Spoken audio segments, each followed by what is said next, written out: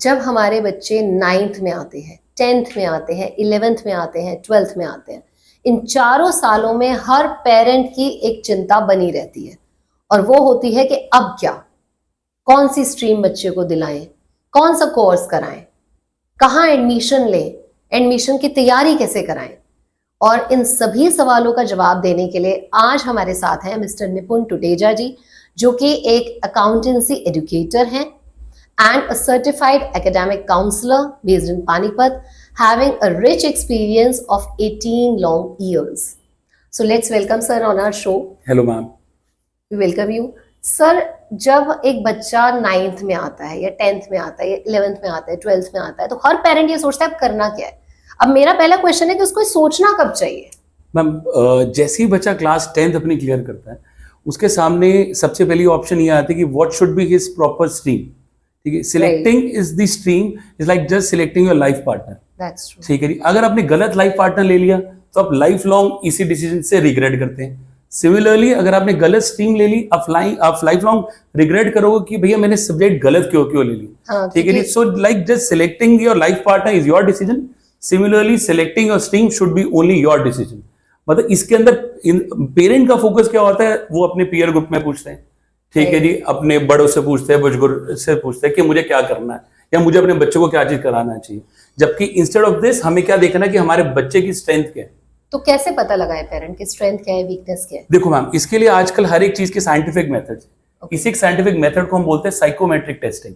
आप लोग भी वही करते हैं? हाँ जी, एक साइकोमेट्रिक टेस्ट क्या, basically it is a test just to select the right combination of the subjects for the students. So you are saying कि ये जरूरी है, क्योंकि कई बार हमें लगता है क्या जरूरत है इस टेस्ट की। बिल्कुल, यू नो, एज पेरेंट मैंने सोचा मैंने डॉक्टर बनाना है तो मैंने बनाना ही है। बिल्कुल, हम ये देखते ही नहीं कि बच्चे की कैपेसिटी क्या है, बच्चे का स्किल सेट क्या है, तो वो जरूरी है देखना। तो मैम बिल्कुल सही आपकी चीज, ऑब्जर्वेशन बिल्कुल ठीक है। देखो हम लोग क्या चीज देख रहे हैं कि मैं अपनी चीजों का प्रेशर अपने बच्चों पर डाल रहा हूँ कि मुझे डॉक्टर बनना था, मैं नहीं बना तो आप मेरा बच्चा डॉक्टर बनेगा। बट उस जमाने में और आज के जमाने में थोड़ा सा फर्क आ गया, बच्चों की कैपेबिलिटीज में फर्क है। तो what is psychometric test, basically ये क्या करता है, बच्चों का एक स्किल सेट, अच्छा, जो उसका स्किल सेट है, साथ में एक बच्चों का माइंड सेट। ठीक है जी, दोनों के ऊपर बेसिस पे हम एक टेस्ट लेते हैं जिसको हम लोग साइकोमेट्रिक टेस्ट बोलते हैं। साइकोमेट्रिक टेस्ट में हम लोग बच्चे के स्किल्स को और बच्चों को इंटरेस्ट को मेजर करते हैं। Then you suggest कि क्या Then we suggest कि which are the best options या which are the best subjects in which he should pursue his career. Okay, जहाँ वो मतलब randomly कुछ भी नहीं लेते। देखो बच्चे के इंटरेस्ट जो है ना, आफ्टर एवरी 6 months वो चेंज होते हैं। ठीक है जी, वो हर एक चीज से फैंटेसाइज होता है, वो एज ही ऐसी है। बिल्कुल, ठीक है जी। आप तो उसने शार्क टैंक देखा तो उसको देख के वो उसको उसकी साइड जाना चाहेगा। हर किसी को ये लगता है I can do this. Yes, I want to be an entrepreneur. ठीक है जी, but the real fact is क्या हमारा स्किल सेट वैसा है? ठीक है जी, क्या हमारी ग्रूमिंग ऐसे हो रही है कि I can be an entrepreneur? ठीक है जी, तो उसके लिए दो चीजें इंपॉर्टेंट, एक बच्चे का स्किल सेट, दूसरा बच्चे का इंटरेस्ट। माइट भी इंटरेस्ट बहुत ऊपर हो पर बच्चे के पास स्किल्स ना हो तो करियर में उसको आगे सक्सेस नहीं मिलेगी। दूसरी चीज, उसके पास स्किल्स तो है बट उसने करियर ऑप्शन गलत ले ली तो फिर भी उसको सक्सेस नहीं मिलेगी, स्ट्रगल बढ़ जाती है, बहुत बढ़ जाएगी। तो साइकोमेट्रिक टेस्ट से क्या होगा, इट इज अ कॉम्बिनेशन कि हम लोग उसका स्किल सेट और साथ साथ उसकी जो भी ऑप्शन है, जो इंटरेस्ट है, उसको कैसे मैच कर रहे हैं। और सर, जैसे कॉमर्स स्टूडेंट्स की अगर हम बात करें तो उनके साथ क्या उनके पास क्या करियर ऑप्शन? देखो ma'am, class just like after completing the class 12 बच्चों का बेसिकली 3 टाइप के ऑप्शंस आते हैं। सबसे पहले आते हैं प्रोफेशनल कोर्सेज, जो बेसिकली द प्रोफेशनल बॉडीज चलाती है। जैसे इसके अंदर हम लोग सबसे पहले ले आते हैं लॉ। ठीक है जी, उसके बाद आ गया हमारे पास CA, फिर आ गया हमारे पास CS, फिर आ गया CMS। ठीक है जी, सारे के सारे कोर्सेज प्रोफेशनल कोर्सेज है। जस्ट आफ्टर योर क्लास 12 हम लोग इन कोर्सेज पे जा सकते हैं। सेकेंड ऑप्शन आती है हमारे पास कुछ वोकेशनल कोर्सेज। ठीक है जी, after completing that particular course you end up to in any occupation like HM, hotel management. ठीक है जी, BJMC, bachelor in journalism and mass communication, यहाँ पर भी बच्चा बहुत अच्छा करियर बनाता है। लास्टली आते हैं हमारे पास ट्रेडिशनल कोर्सेज, जिसके अंदर आ गया हमारे पास BA, BCom honours, eco honours, BBA, ये सब हमारे पास ट्रेडिशनल कोर्सेज के अंदर आते हैं। और अब हर जगह जाने का पाथ अलग अलग है और वो सारे पाथ मींस आप बच्चों को बताते हैं। हमारा मेन फोकस ही सिर्फ इस चीज पे रहता है कि इंस्टेड ऑफ डूइंग कि भाई मैं आपको कहूंगा आपने ये करना, नहीं, विच इज एवरी जो स्किल सेट आपको वहीं पर जाना चाहिए। और उससे रिलेटेड सारी इंफॉर्मेशन रिलेटेड टू कि हमने कोर्स की तैयारी कैसे करनी है, हमने फॉर्म्स कहाँ भरने हैं, तो this is the trusted platform कि चिल्ड्रन कैन अप्रोच। बिल्कुल मैम। अच्छा, एक इसी पे मेरा एक क्वेश्चन है कि जब एज अ पेरेंट अगर मैं जाती हूँ बाहर, राइट? Yes ma'am. इतने इंस्टीट्यूट्स दिखते हैं। Yes ma'am. और सबसे पहले कंफ्यूजन ये स्टार्ट होती है कि कहाँ चढ़े, Yes, किस ma'am. इंस्टीट्यूट से बात करें? यस मैम, वो रिलायबिलिटी, जेन्युइननेस हम कैसे पता लगाएं एज पेरेंट? देखो मैम, जेनुअनली ये ना एक हमारी एजुकेशन लाइफ भी ना एक मार्केट बन गई, ठीक है। बिल्कुल। हर आदमी ना वही चीज बेचना चाहता है जो उसकी दुकान पे बिकता है।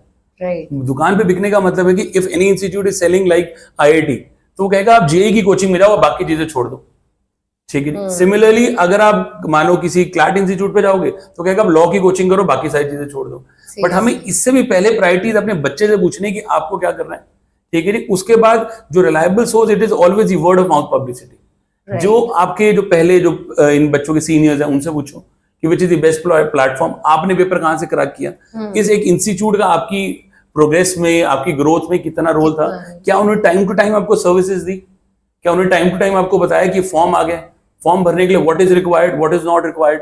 एक्चुअली क्योंकि पेरेंट को तो ऐसा लगता है हमने एनरोल करा दिया, हमारी ड्यूटी खत्म। नहीं, but we need to check all these things. बिल्कुल। तो वो आपको डेफिनेटली वो कहाँ से पता लगेगा, फ्रॉम द पास्ट जो उनके रिजल्ट्स हैं वही स्पीक करते हैं। अब जैसे हम हाँ बच्चों की, आप बच्चों की तैयारी कराते हो, हाँ जी मैम, तो in today's world as a teacher, as an educator, मुझे ये नहीं लगता कि it's our duty just to give them resources. मेरे ख्याल से और बहुत तैयारी, सच अ बिग वर्ड, कि अब बच्चों की और किस तरह की तैयारी है जो हम अदर देन दिस कराते हैं, means just not imparting them the content.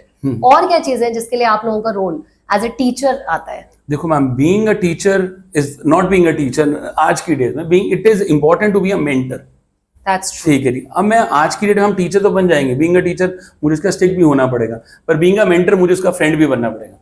उन बच्चे की इस एज में उसके ऊपर इतनी ज्यादा प्रेशर्स है जो हम रियलाइज भी नहीं कर रहे। एक सबसे पहले उसके पास स्कूल का प्रेशर, ठीक है जी। जैसे स्कूल खत्म होएगा फिर आते शाम को कोचिंग का प्रेशर, ठीक है जी। फिर उसका पीयर का प्रेशर कि वो ये कर रहा है तो मुझे भी ये करना है। तो सोशल मीडिया एंगेजमेंट, बिल्कुल सोशल मीडिया एंगेजमेंट्स आ गए, बच्चे की प्रायोरिटी दिन ब दिन बदलती जाती है, ठीक है। अब उसको हर जगह से प्रेशर आ रहा है, ठीक है जी। और उस हर प्रेशर को हैंडल करने के लिए माइट भी अकेला पड़ जाए वो, तो वहां पर हमें बच्चे के साथ being a friend, being a mentor चलना पड़ता है कि अब जिस पाथ पे जा रहे हो, this path is not correct for you, इधर दिस इज करेक्ट और नॉट करेक्ट। बट हाँ, अगर सही है तो हम उसके साथ खड़े हैं, बट इनकरेक्ट है तो हमारा काम क्या है, उस बच्चे को गलत रास्ते से खींच के वापस लेके आना। You should move on this path, this is the correct. इसी बात पे एक है, जैसे हम जनरली स्कूल्स में सुनते हैं, स्पेशली +1 +2 के बच्चे, कि they don't listen to teachers. Yes ma'am.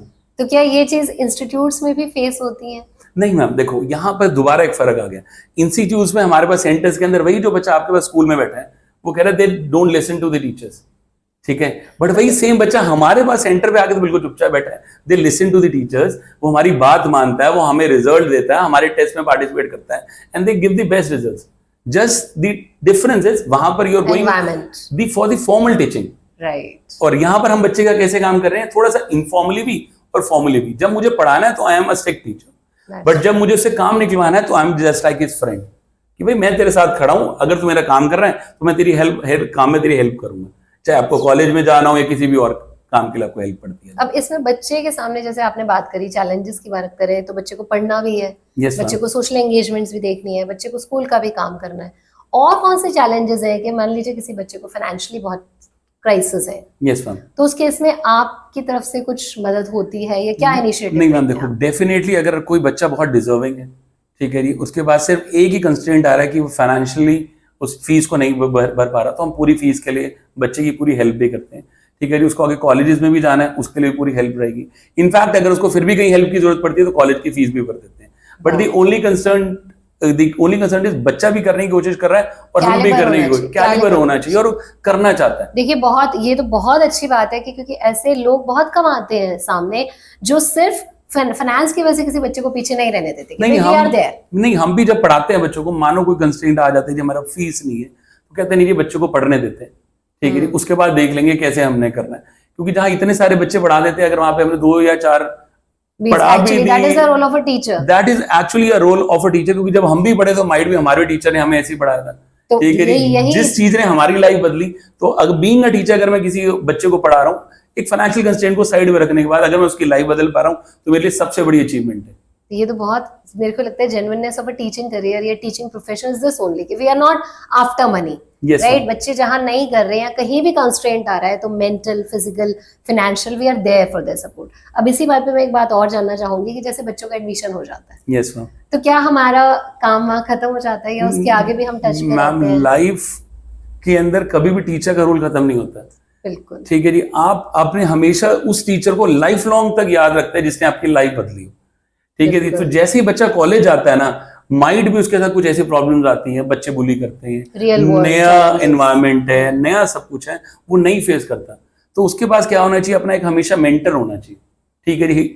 That person can either be his brother, sister, teacher और अ फ्रेंड, जिसके साथ अपनी सारी प्रॉब्लम शेयर करें। मुझे लगता है कि इंस्टीट्यूट्स में तो जैसे बच्चे फ्रेंडली तो होते हैं, एक रेपो बिल्डअप हो जाता है। बिल्कुल राइट। स्कूल से ज्यादा वो इंस्टीट्यूट्स के लेक्चरर्स या सर्स को अप्रोच करते हैं। बिल्कुल। मतलब अभी भी हमारे बहुत सारे बच्चे ऐसे जो लाइक आफ्टर ग्रेजुएटिंग बच्चे भी हो गए, फिर भी अभी तक टच में रहते हैं। Every teachers day they wish अस कि यस सर। मेरे ख्याल से यही आपके प्रोफेशन का टेक अवे है कि कोई कहीं बैठा है वो आपको नहीं भूलता। यस मैम, बिकॉज टीचिंग जो है ना आज की डेट में, हम लोग सिर्फ एक बच्चे की लाइफ, पूरे लाइफ लॉन्ग जर्नी है हमारे लिए। हम बच्चे की लाइफ चेंज कर रहे हैं, उसके साथ आने बिल्कुल we are creating an impact. और मैं तो हमेशा यही बोलता हूँ, teaching is the only profession that basically teaches all the other professions. That's true, that is. तो जब मैंने सारे प्रोफेशंस को हमने ही पढ़ाना है, तो अगर हम ही प्रोफेशनली नहीं करेंगे, बच्चे के साथ नहीं चलेंगे, तो आगे कहां से वो अच्छा आदमी बने। अच्छा, इसी बात पे एक है कि जैसे बच्चों को हमने नॉलेज तो दे दी, एजुकेशन दे दी, फॉर्म्स में फिल करा दिए, वो काउंसलिंग्स भी कर दी, सब कुछ कर दी, उसके बावजूद फेलियर का जो एक टैग जो पेरेंट्स के लिए भी एक बन जाता है कि नहीं ये एंट्रेंस क्लियर नहीं हुआ, तो उस टाइम में हमें बच्चों को हम कैसे हेल्प करें मैम? देखो उस चीज से, उस सेटबैक से बाहर निकलने में आप स्टार्टिंग से ही उन्हें क्या अप्रोच? देखो मैम, लाइफ के अंदर ना हमेशा ही हमारे साथ क्या होगा, हम हमेशा जीतेंगे नहीं। ठीक है नहीं। हमने ना अपने बच्चों को खुद इतना प्रेशर उनको पर डाल दिया, तो उन्हें हमेशा जीतना ही जीतना। ठीक है जी। पर जैसे कोई पहला सेटबैक आता है ना, उससे वो प्रेशर हैंडल नहीं होता। मैं भी आपसे डिस्कस भी कर रहा था लास्ट ईयर में, एक ऐसे स्टूडेंट के साथ ऐसा ही प्रेशर आया, उसे हैंडल नहीं हुआ। ठीक है जी। अब अगर लाइफ में क्या इस चीज को हैंडल करने की सबसे अच्छी चीज है गेम्स।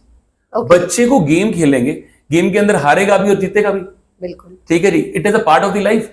आपको हर एक इवेंट से सक्सेस थोड़ी मिलेगी, कभी ना कभी तो हारोगे भी। और मुझे लगता है जैसे आपके पास जब बच्चे आते हैं इन पर्टिकुलर, तो शायद आप अपने बच्चों को इतना स्कोप इतनी वैरायटी ऑफर कर देते हो कि ये एंट्रेंस भी इसी नॉलेज पे बेस्ड है, इसके अलावा ये भी है, वो भी है, तो ये many things where you can pursue your career. बिल्कुल मैम। आज की डेट में मैम जितने भी एंट्रेंस टेस्ट है ना, जितने भी इंडिया में एंट्रेंस टेस्ट होते हैं, सभी के ऊपर जो स्किल सेट है वो बेसिक है। अगर आपसे एक एग्जाम क्लियर नहीं हुआ, तो अब बाकी अब नेक्स्ट एग्जाम पे जाओ, नेक्स्ट क्लियर नहीं हुआ तो अब उससे नेक्स्ट पे जाओ। There are very option, variety of options.